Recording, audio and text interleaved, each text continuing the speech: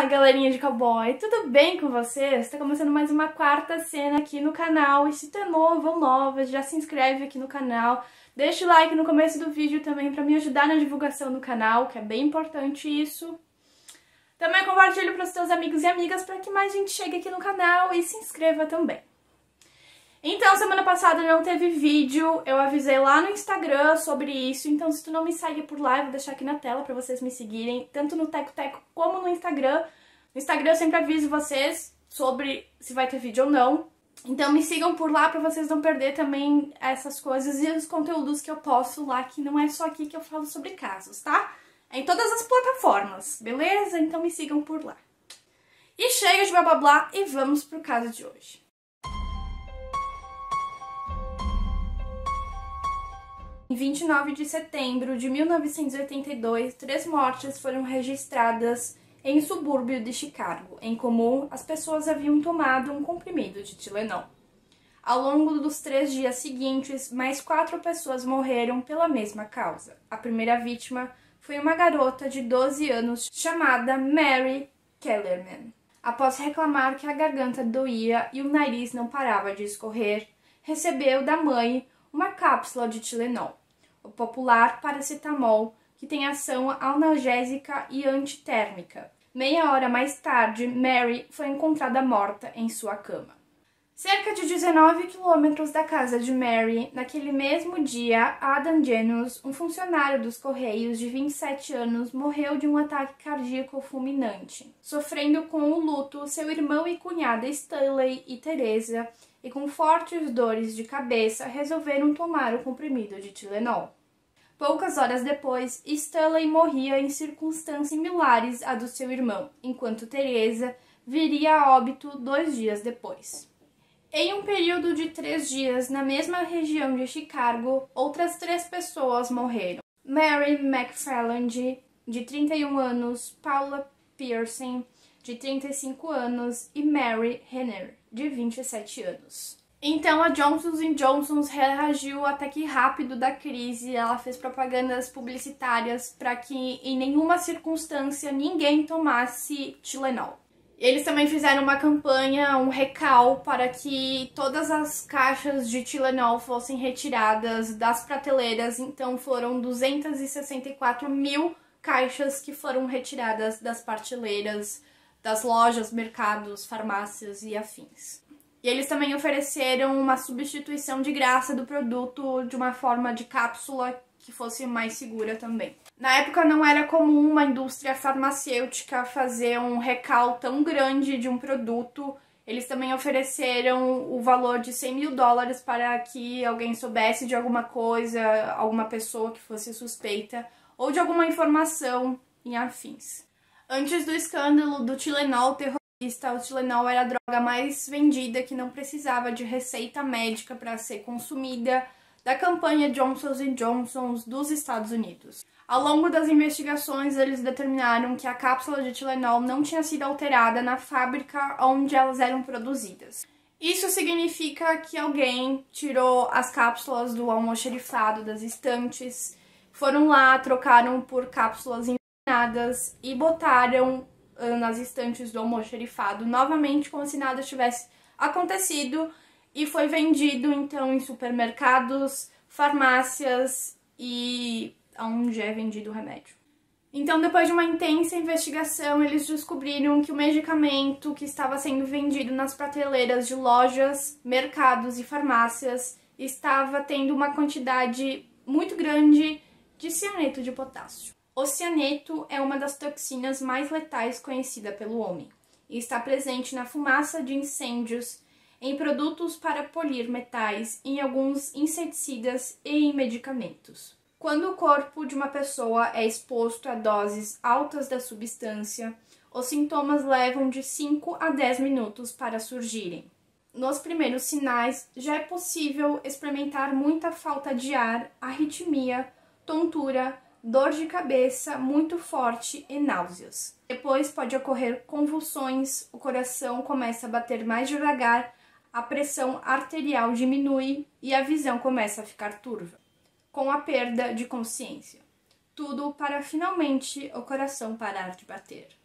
Se ainda assim a pessoa sobreviver, os danos neurológicos surgem ao longo do tempo e podem ser irreversíveis. Então, caso um dia tu acha que foi envenenado e começa a ter esses sintomas, provavelmente você foi envenenado por cianeto. Corra pro hospital, porque, 5 a 10 minutos, talvez nem no hospital você chegue. Os investigadores, então, concluíram que houve uma sabotagem da embalagem do medicamento, que provavelmente a pessoa pegou os medicamentos ao longo das semanas anteriores, botou o cianeto dentro com uma seringa, visto que a cápsula do medicamento era gelatinosa. E daí ele teria devolvido para os lugares, assim, como se nada tivesse acontecido. Como que ele fez isso, ou ela fez isso, não sei. E eles venderam sem saber de nada. Gente, esse áudio deu uma mudada e desculpa, é que eu tive que fazer uns reajustes, porque tá tendo obra aqui em casa, então eu precisava gravar. E daí eu tive que botar um colchão na janela pra amenizar o som e a espuminha aqui no microfone. Então se o som estiver mais abafado é por causa disso, tá?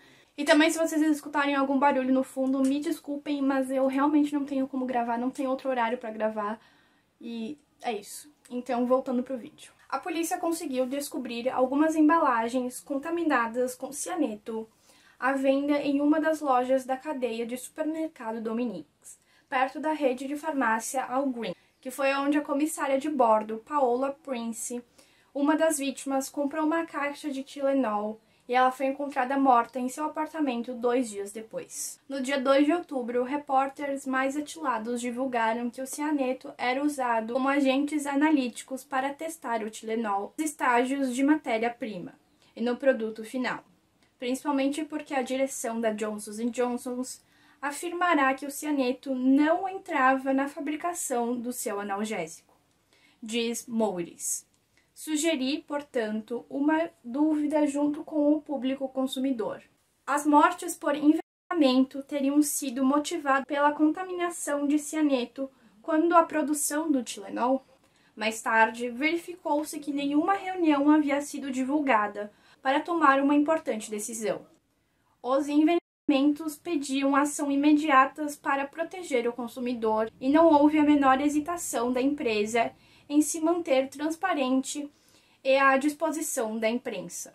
Os executivos explicaram aos jornalistas que os componentes de cianeto, causadores dos envenenamentos, só eram utilizados no laboratório de McNeil para a realização de testes, mas não na produção do Tylenol. Além disso, revelaram que a fabricação do analgésico era feita em edifícios separados dos laboratórios, juntamente com outros dados e explicações, acabou sendo aceita pelos jornalistas que cumpriam o assunto. Apesar de terem sido absolvidas pela imprensa e pelos consumidores, a Johnson & Johnson não deixou de ter um prejuízo por conta disso. E antes do envenenamento do Tylenol, eles eram responsáveis por 35% de analgésicos de venda livre e 6 semanas depois das mortes, esse número baixou para 8%. Por outro lado, se não houve nenhum tipo de erro durante a fabricação, alguém deveria ter adulterado os frascos de Tylenol. Então, enquanto a polícia investigava, um homem enviou uma carta para Johnson & Johnson dizendo ser o assassino do Tylenol e ele queria $1 milhão. Eu ia dizer de reais, mas não é reais, é dólares, para ele não matar mais ninguém. Por meio das impressões digitais deixadas no envelope, a polícia identificou o chantagista. Ele era James Luens. Ele foi o principal suspeito do FBI pelos assassinatos de Tylenol. Depois que a história chegou às notícias, ele enviou uma carta a Johnson & Johnson reivindicando a responsabilidade pelo envenenamento, exigindo um resgate de $1 milhão para evitar mais mortes. Ele também enviou uma carta ao presidente ameaçando assassiná-lo com um avião com controle remoto e envenenando mais pessoas com cianeto no Tylenol. A polícia prendeu James e acusou de extorsão, mas não tinha provas o suficiente para acusá-lo pelos assassinatos. As autoridades o condenaram por extorsão e deram a ele uma sentença de 20 anos por seus crimes. Luens só passou 13 anos na prisão antes de ser liberado. A polícia não conseguiu relacioná-lo com os crimes, pois ele e sua esposa estavam morando na cidade de Nova York na época. Um programa de TV de Boston afirmou que os documentos do tribunal divulgado no início de 2009 mostraram que os investigadores do Departamento da Justiça concluíam que Lewins era o responsável pelos investimentos, apesar de não terem provas o suficiente para acusá-lo. Em janeiro de 2010, Lewins e sua esposa enviaram amostras de DNA e impressões digitais às autoridades. Lewins afirmou que se o FBI agisse de maneira justa, não teria o que se preocupar. Lewins continua negando a responsabilidade pelo envenenamento. Na mesma época, houve mais 3 suspeitos. Os investigadores apontaram Lauren Dunn. Era uma professora que envenenou um número desconhecido de pessoas. Atirou e matou um homem e depois abriu fogo contra uma escola. Ela tinha um histórico de doenças mentais e acabou cometendo suicídio antes que a polícia pudesse levá-la em custódia. Ela foi momentaneamente considerada suspeita, mas a polícia não acreditava que ela tivesse qualquer ligação com o assassinato do Tylenol. Roger Arnold foi investigado e liberado pela polícia. Ele teve um colapso nervoso devido à tensão da mídia provocada pelas investigações. Roger culpou o Martin Sinclair, proprietário de um bar, de tê-lo acusado e trazido toda a reviravolta para sua vida, e jurou assassiná-lo. No verão de 1983, Roger Arnold atirou e matou em John Steinischer, um homem que ele confundiu com Martin Sinclair e que não tinha nada a ver com a história. Roger Arnold foi condenado por assassinato em 2º grau em 1984 e passou 15 anos na prisão. Faleceu em junho de 2008. A polícia interrogou Ted Kaczynski, mais conhecido como Unabomber, na prisão em 19 de maio de 2011. Sua família era dona de uma casa em Chicago em 1982 e Ted às vezes ficava lá. Ele negou ter possuído ou manuseado cianeto de potássio. Além disso, o envenenamento não era exatamente o modo operandi de Ted. Os investigadores tinham uma amostra de DNA do Unabomber, mas não tomaram outras medidas de investigação. Com a repercussão deste caso, ele acabou gerando vários outros ataques bem similares com este, com medicamentos de venda livre. Em 1986, 3 pessoas foram vítimas da cápsula de Tylenol adulterada em Nova York. Em Washington, também cápsulas do remédio Extremin, provavelmente não é assim que se fala, mas é um remédio para dor de cabeça, também foi envenenado e causou a morte de 2 pessoas. E também tem um caso que eu contei aqui de Halloween, na semana especial que teve do Halloween. Um caso bem parecido com esse, só que o caso não é de remédio, foi em doces. Só que esse caso que eu contei do Halloween, que é o Candyman, ele aconteceu antes desse acontecimento do caso do Tylenol.